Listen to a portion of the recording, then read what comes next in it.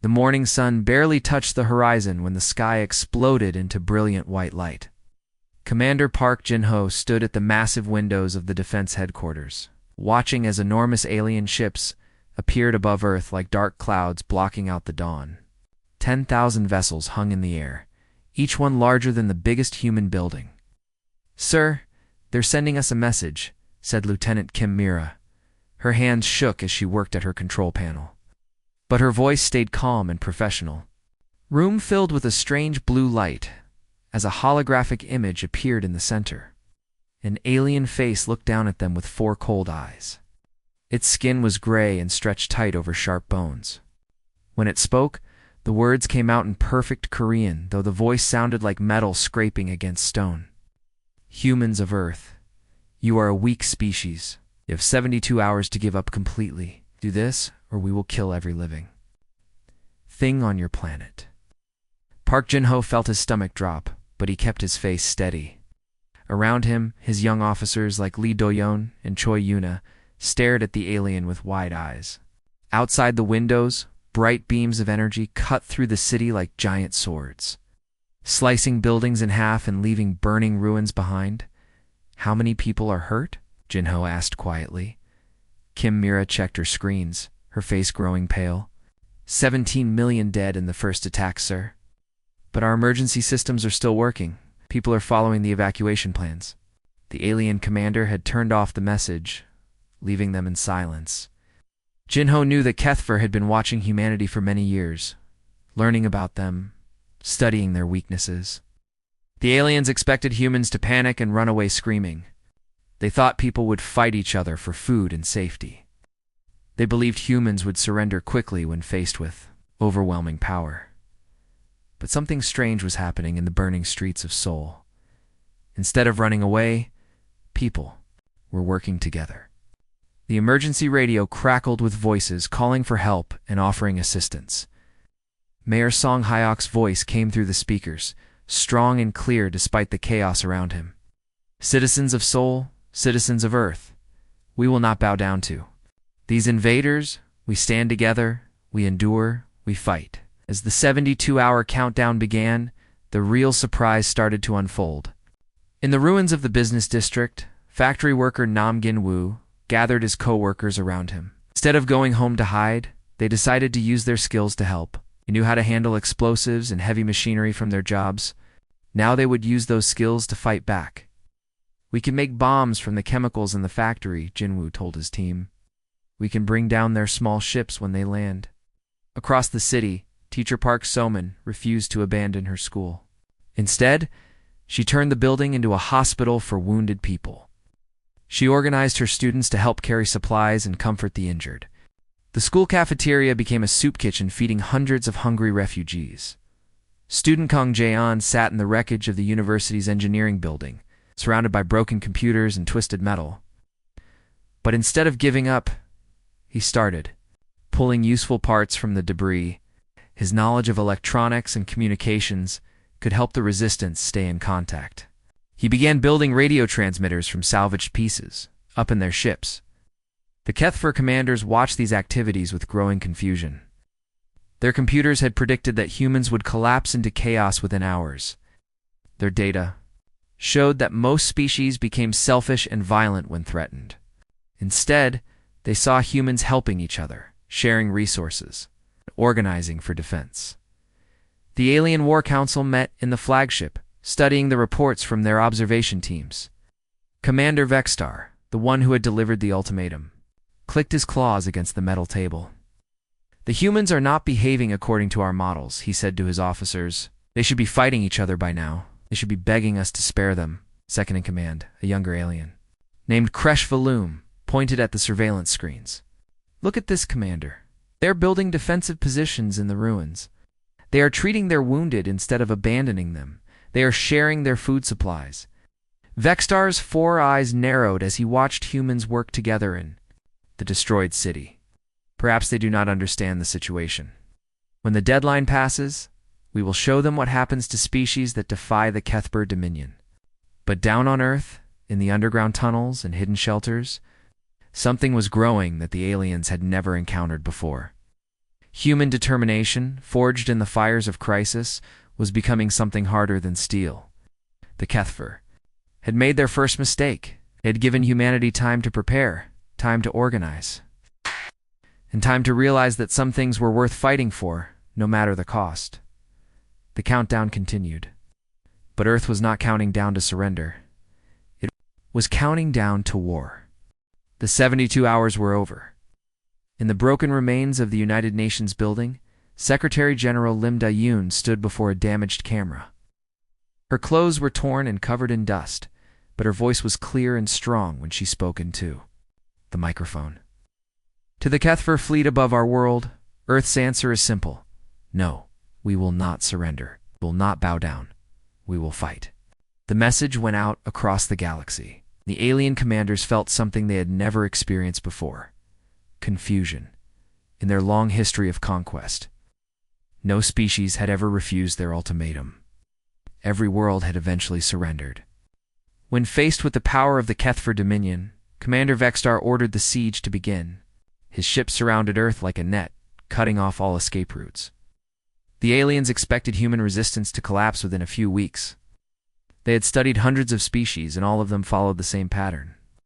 First came the desperate fighting, then the gradual loss of hope, finally the surrender. But humans were different. Deep beneath the city of Busan, tunnels that had once been subway lines, Yusunu led her resistance cell through the darkness. She had been a store manager before the invasion, but now she was something much more dangerous.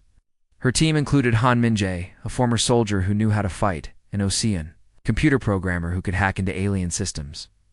Patrol will pass in 3 minutes, Min-jae whispered as they crouched in the shadows. They followed the same route every time. We can slip past them and reach the supply depot. The aliens were smart and powerful, but they were also predictable. They followed rules and patterns that made sense to them but created weaknesses that humans could exploit.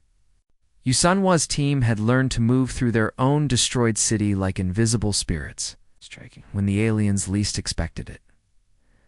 Above ground, the HFY grew more and more frustrated. Human defenders used tactics that made no sense. According to alien military theory, old people became saboteurs, slipping poison into alien water supplies. Teenagers coordinated attacks using video game networks that the aliens couldn't understand or track Tim. Unwan was 73 years old and had been a chemistry teacher before the invasion. Now he spent his days teaching children how to make bombs from soap and fertilizer.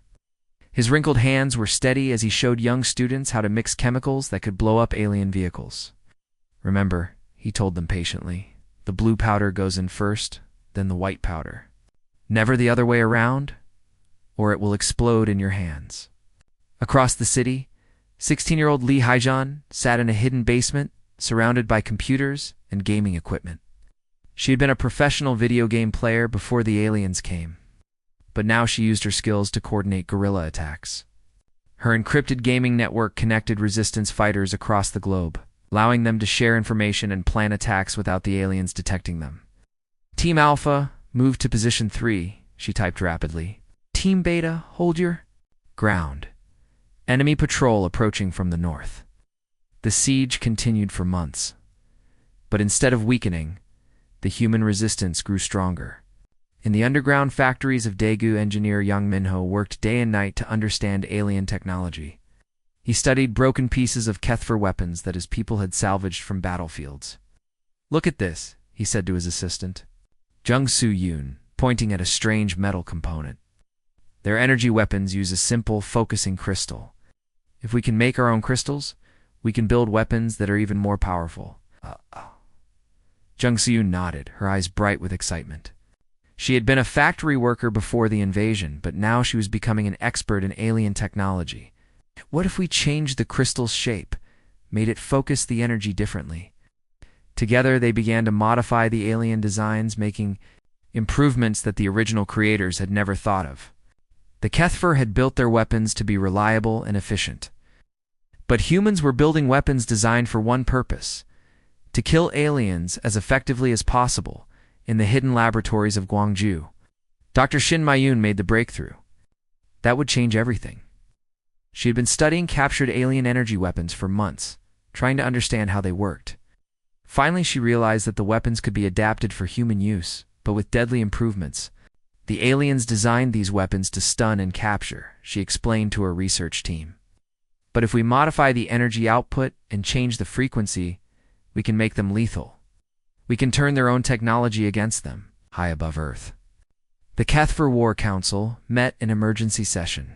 Commander Vexstar stared at the casualty reports with growing alarm. His forces had lost more soldiers in 8 months of fighting humans than they had lost in the previous century of conquest.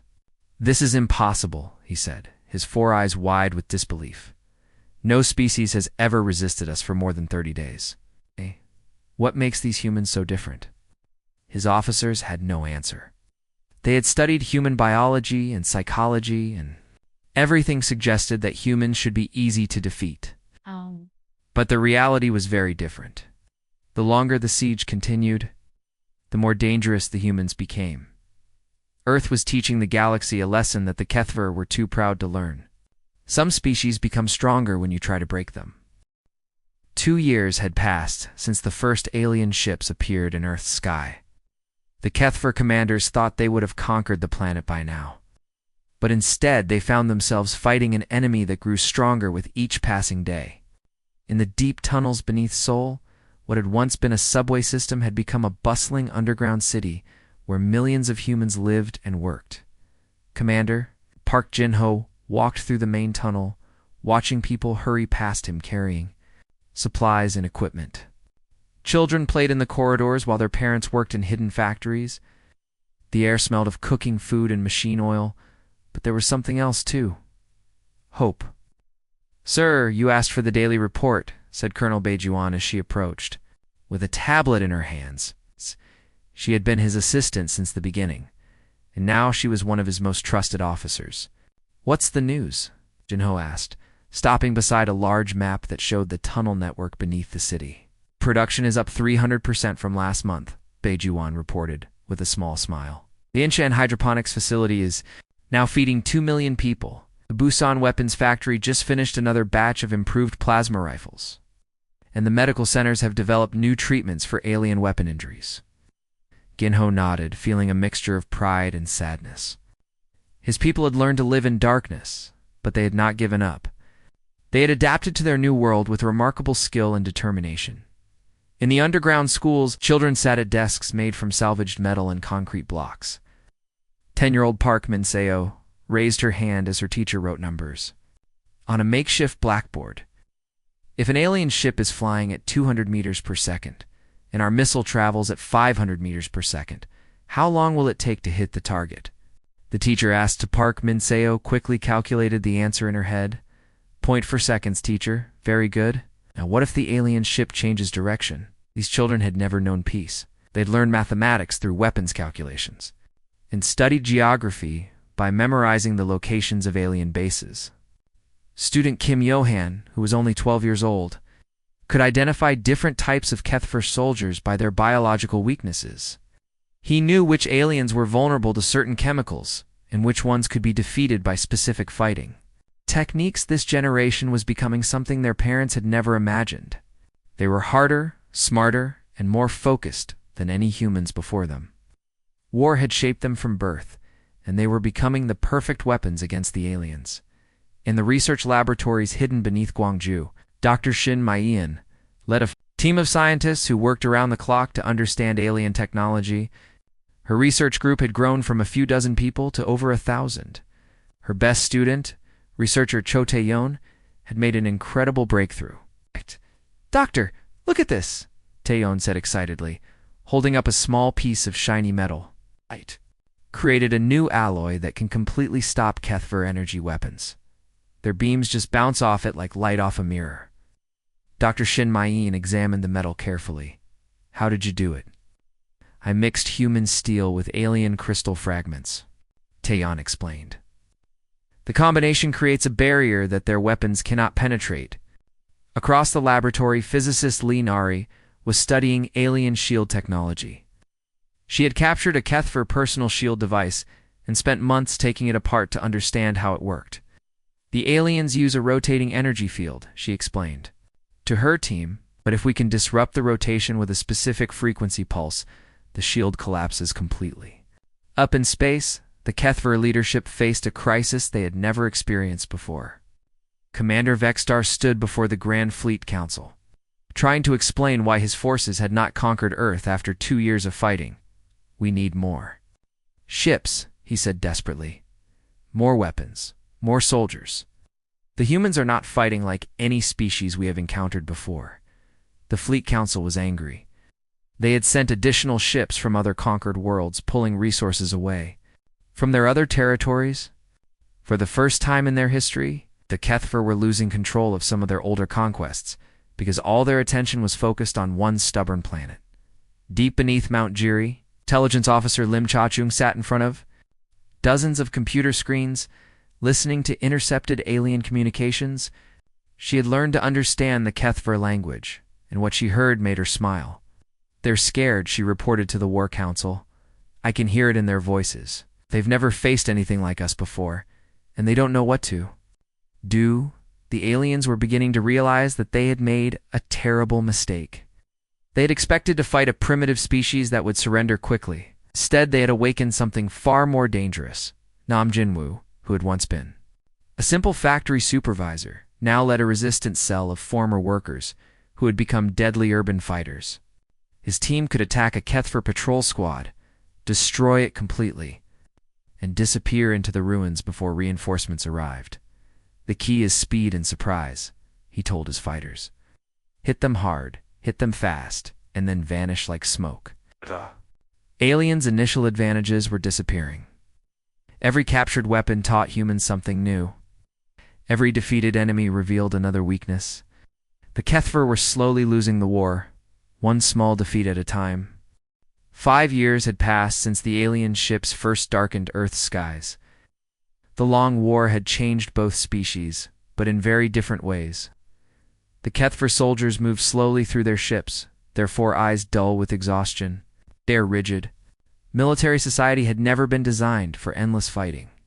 They were used to quick victories, not years of grinding warfare against an enemy that refused to die. But the humans had become something else entirely. The constant pressure of survival had forged them into a species the galaxy had never seen. Before, they grew stronger when others would have broken. They found hope in darkness and turned pain into power, deep beneath Jeju Island. In laboratories carved from solid rock, Dr. Shin Mayen stared at the impossible equation on her computer screen. For months, she and her team had been studying captured alien technology, trying to understand how the Kethver ships could travel faster than light. The breakthrough came at 3 in the morning when she finally cracked the secret. "We can do it," she whispered to herself, then louder to her exhausted team. "We can build our own starships. We can take this fight to them." The first human warships were not beautiful. They looked like flying chunks of metal and wire built in secret. Bases on the dark side of the moon. But they worked. They were fast, they were deadly, and they were filled with humans who had spent 5 years learning to hate their enemies. Captain Song Hyok had been the mayor of a small city. Before the invasion, how he stood on the bridge of the starship Defiance, watching his crew prepare for humanity's first space battle. His pilot was Kim Mira, who had once been a taxi driver but now flew a spacecraft with deadly precision. Weapons officer was Lee Do-yoon, a former accountant who had become an expert at destroying alien ships. "Captain, we have enemy contacts," reported the radar operator. 3 Kethver patrol ships, heading toward Earth. Song Hyok felt his heart racing, but his voice was calm. "All ships, this is your captain. Today, we show these aliens what happens when they mess with Earth. Target their command ship first. Show them what humans do to bullies." The human fleet attacked with a fury that shocked the alien pilots. The Kethver had fought many species, but they had never seen anything like this. Human ships flew directly into enemy fire, taking damage that would have made other species retreat. But humans kept coming, kept fighting, kept attacking until their enemies were destroyed. The tide of war began to turn. Human fleets spread out across the solar system, hunting Kethver supply ships and cutting off their reinforcements. They used tactics that no civilized species would consider. They didn't just destroy enemy vessels, they captured them, studied them, improved them, turned them against their original creators. The humans had learned something important during their years of suffering. They had learned that sometimes the only way to stop a bully is to become more dangerous than the bully himself. Back on Earth, the underground cities had become centers of incredible innovation. Engineer Yang Minho, who had once repaired factory machines, now led a team of thousands of workers. They mass-produced weapons designed specifically to kill Kethver soldiers. Every bullet, every bomb, every blade was crafted with one purpose: to hurt the aliens who had hurt Earth. His former assistant, Jung Se-yoon, had become something much more than a factory worker. She was now a brilliant military strategist, developing new ways to use alien technology against its makers. Her latest invention was a virus that could infect Kethver computer systems and turn their own weapons against them. The aliens think in patterns, she explained to her team. They follow rules, but we can break rules. We can be unpredictable. That's our advantage.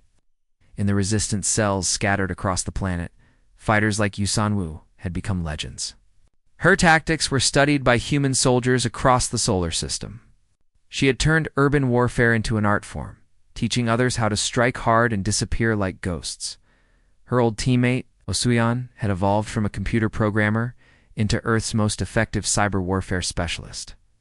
She could hack into alien networks and turn their own communication systems against them. She had once used her skills to play video games. Now she used them to destroy enemy fleets. "I'm inside their main computer," she reported during one mission. "I can make their weapons target their own ships instead of ours." High above Earth, in the Kethver flagship, Commander Vexstar finally understood the magnitude of his mistake. His species had not just failed to conquer humanity, they had created their own worst enemy. The humans had been transformed by 5 years of war into something far more dangerous than the Kethver had ever imagined. "Send a message to the Grand Fleet Council," he ordered his communications officer. "Tell them we need immediate reinforcements. Tell them that Earth is no longer a conquest target. It's a threat to our entire empire." But it was too late.